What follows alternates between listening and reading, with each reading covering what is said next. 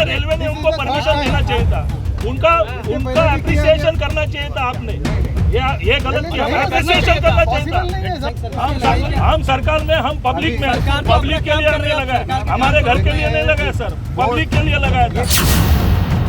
गुन्हेगारांचा अड्डा, नशेखोरांचा अड्डा, घरातील टाकाऊ वस्तू टाकण्याचं ठिकाण म्हणून डोंबिवली पश्चिम गणेशनगर बावनचाळ परिसर ओळखला जात होता। या ओसाड परिसरामध्ये मृतदेह देखील टाकले जात होते आणि अशाच या परिसराचा कायापालट करण्याचं काम जे आहे ते सामाजिक कार्यकर्ते तथा मनसेचे नगरसेवक प्रल्हाद म्हात्रे यांनी करण्याचं निश्चित केलं आणि बघता बघता त्यांनी या परिसराचं रूपडं देखील पालटून टाकलं।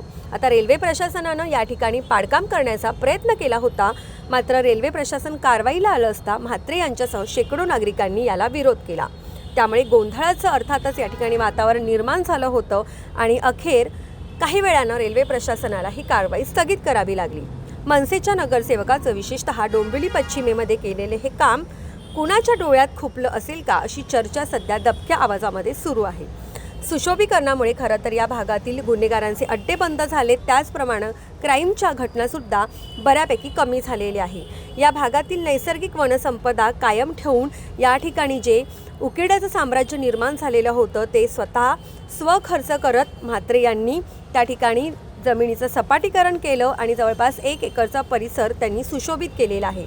या ठिकाणी नागरिकांना सकाळी आणि संध्याकाळी उडबस करता येईल किंवा त्यांना फेरफटका मारता येईल अशी व्यवस्था सुद्धा त्यांनी केलेली आहे। लाखो रुपये खर्च यासाठी त्यांनी केलेले आहे।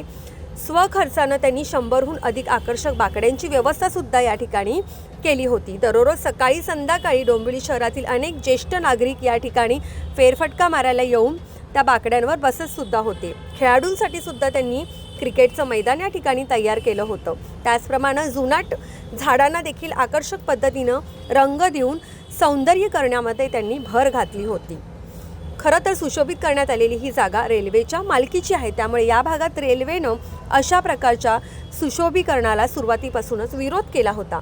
गेल्या 1.5 वर्षापूर्वी सुद्धा या ठिकाणी रेल्वेकडून JCB फिरवण्यात आला होता। त्यावेळेला म्हात्रे यांनी आपल्याला या ठिकाणी कोणतेही बांधकाम करायचं नाही, ही जागा बळकवायची नाहीये, फक्त लोकांची सोय आणि रेल्वेची पडीक जागा सुशोभित करण्याचा हा आपला प्रयत्न आहे असं स्पष्टीकरण त्यांनी दिलं होतं।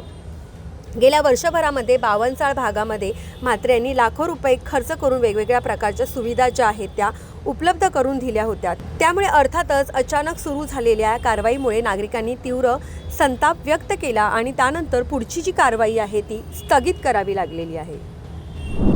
तर त्यांना आम्ही सांगितलं की तुमच्या ज्या काही विकासाच्या ज्या गोष्टी आहेत रेल्वे मैदानात, रेल्वेच्या मार्फत त्याला आमचा ना नाही। जेव्हा तुम्ही काय करू इच्छिता इथे तो बिंदास करा।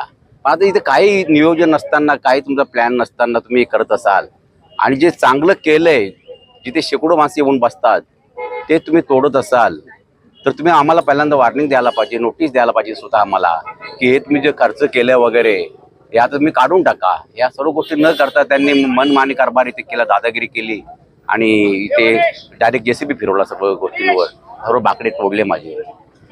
तुम्ही लाखो रुपये खर्च करून नागरिकांची सोयीसाठी केली होती, पण हे रेल्वेनी एका झटक्यात हे सगळे चुराडा करून टाकलेलं आहे। पुढची मागणी काय असेल? सर आता बघा, खासदार साहेबांशी मी संपर्क साधतोय, खासदार साहेबांशी बोलतो, त्यांना सांगितलं की मला 1 महिन्याचा अवधी द्या। खासदार साहेब तुमच्याशी चर्चा करतील आणि मग तुमच्या चर्चेमध्ये जो काही निष्कर्ष निघेल त्या सर्व गोष्टींना मी सामोरं जायला तयार आहे। पण हे सर्व जनहितासाठी आहे, इथे माझा वैयक्तिक रुपया सुद्धा फायदा नाही। अजून एक म्हणजे इथे उकिरडं जे होतं, कचरा वगैरे टाकत होते, लोक फिरत नव्हते वगैरे, आता या सर्व गोष्टी बंद झाल्या आणि बंद झाल्यानंतर खऱ्या अर्थानं रेल्वेला असं वाटलं की हे आता ही जागा आपली जाईल। कशी जाईल? आम्हाला याची जाणीव आहे की रेल्वे अथांग समुद्र आहे, त्याला कोणी करू शकत नाही। जेव्हा जेव्हा तुम्ही इथे काही चांगल्या गोष्टी करू इच्छितात आणि करणार आहात त्याला आमचा होकार आहे।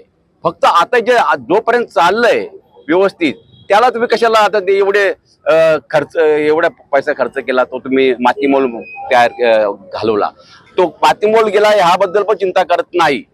पण आता जी जनता आहे डोंबिवलीतनं येते इथे, त्यांनी आता बसायचं कुठे, त्यांनी आता निवारा कुठे घ्यायचा, त्यांनी आता मोकळा श्वास कुठे घ्यायचा, त्यांनी चर्चा कुठे करायची, हा मला पडलेला प्रश्न आहे आणि त्याचं दुःख होते मला आज। एकंदरीतच या कारवाईबद्दल तुम्हाला काय वाटतं ते आम्हाला तुम्ही कमेंट बॉक्समध्ये नक्की सांगा. तसेच लोकमतच्या कल्याण डोंबिवली पेजला लाईक आणि फॉलो करायला देखील विसरू नका.